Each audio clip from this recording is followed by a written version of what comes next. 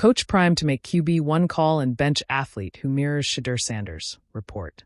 Although Deion Sanders hasn't made anything official yet, the smoke signals are clear. Kaidon Salter, the battle-tested transfer from Liberty, is largely expected to win Colorado Buffalo's QB1 competition over phenom freshman Julian Juju Lewis. The two couldn't be more different in approach, age, or personality. But they're both fighting for one thing: the right to succeed Shedeur Sanders. And ironically, only one of them actually plays like him, the QB who most mirrors Shedeur. Cool in the pocket, reads first, run last is Julian Lewis. He's a pure passer, just like the coach's son. That fact alone makes this decision far more layered than your usual depth chart sort. As Reese Davis put it on the ESPN show. Another one that I think is pretty interesting, and how long it stays in the spotlight remains to be seen because of how many games they may or may not win, is Colorado and replacing Shedeur Sanders. The choice between Salter and Lewis, Davis noted, is at the center of CU's intrigue. Pete Thamel followed. I do think it's wide open and they're very different players. Kaidon Salter brings the college game's most important currency, experience. Kaidon Salter, I believe, had 23 wins as a starter at Liberty.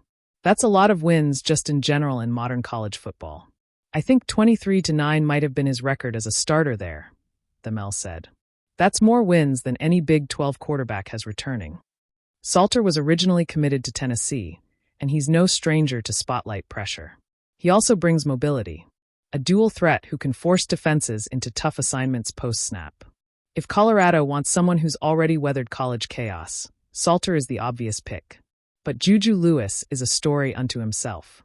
He reclassified from the 2025 class and should still be in high school. Yet there he was at Big 12 Media Days, suiting up for interviews, handling attention far beyond his age bracket. He's not only a true freshman, he's really a high school senior in age, Thamel noted.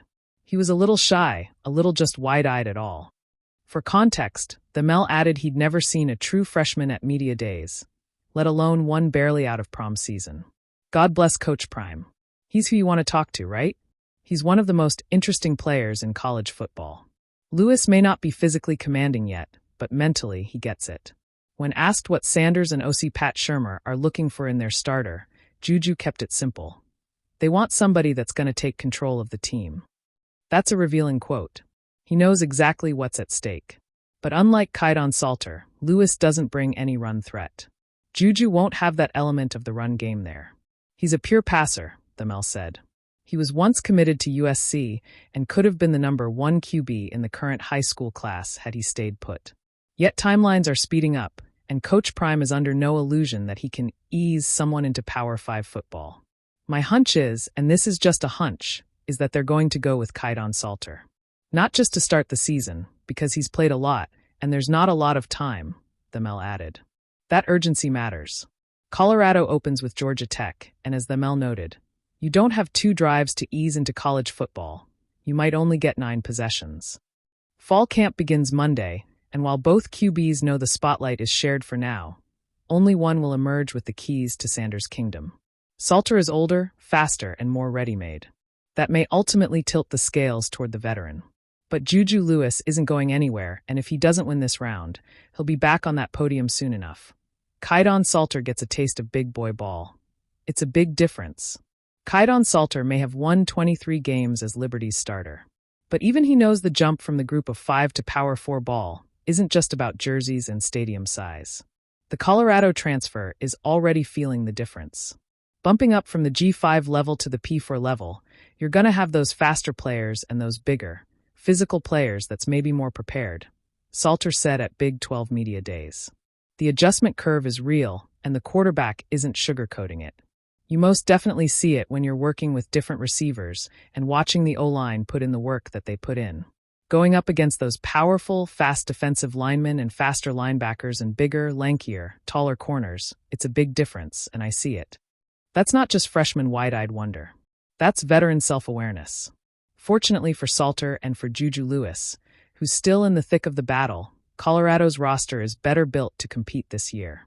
Coach Prime prioritized size and experience in the trenches this offseason, and the receiver room is more than just flash. It's deep and physical. The Colorado air buzzed with anticipation, crisp with the faint scent of pine and possibility, as the Buffaloes wrapped up another blistering practice under the Rocky Mountain sun. Word spread like wildfire through the practice fields and into the locker room. Coach Prime was preparing to make a QB1 decision. It wasn't just any decision. According to reports swirling from insiders to local talk shows, Deion Coach Prime, Sanders was set to bench a quarterback who, in so many ways, was a mirror image of his own son, Shedeur Sanders. The mirror on the field. In a season already steeped in drama and expectations, the Buffaloes found themselves with an embarrassment of riches at quarterback. Behind Shedeur, who was the unquestioned leader and face of the program, there was another young signal caller, Tyrone T.J. Hatcher. Hatcher was electric. He wore the same easy grin, carried himself with that same casual swagger, and threw a spiral so clean it looked scripted. In film sessions, teammates whispered about how eerily similar he was to Shedeur in both mechanics and demeanor. Reporters called him the Reflection. Fans on message boards argued late into the night. Could TJ eventually push Shedeur for the starting job? But talent is a funny thing. It shines brightest under pressure and crumbles fastest under expectation. A week of tension. The week leading up to the decision was tense. Practices turned into auditions. Each snap felt heavier than the last. Hatcher, known for his ice-cold composure, suddenly started pressing. Passes sailed wide. His reads slowed. The very traits that mirrored Shedeur, poise, timing, creativity, began to look like pale imitations rather than a worthy reflection. Coach Prime noticed. Of course he did. He stood at midfield each day, whistle in hand, sunglasses catching the sun, arms folded. He watched every drop back, every step, every glance at the safety. He watched not only how his quarterbacks performed, but how they reacted, body language, leadership, the unspoken qualities that separate good from great. Behind closed doors. On Thursday night, the staff met in the film room. The lights were dim, the projector hummed, and the flickering footage showed play after play from the week. Offensive coordinator Sean Lewis clicked pause on a particular clip, TJ hesitating as the pocket collapsed. "You see it, Coach?" Lewis asked. Prime nodded slowly. "He's thinking too much. Not playing free. That ain't what we preach." Another clip rolled, Shedeur on the move, eyes scanning downfield, delivering a rope on the run.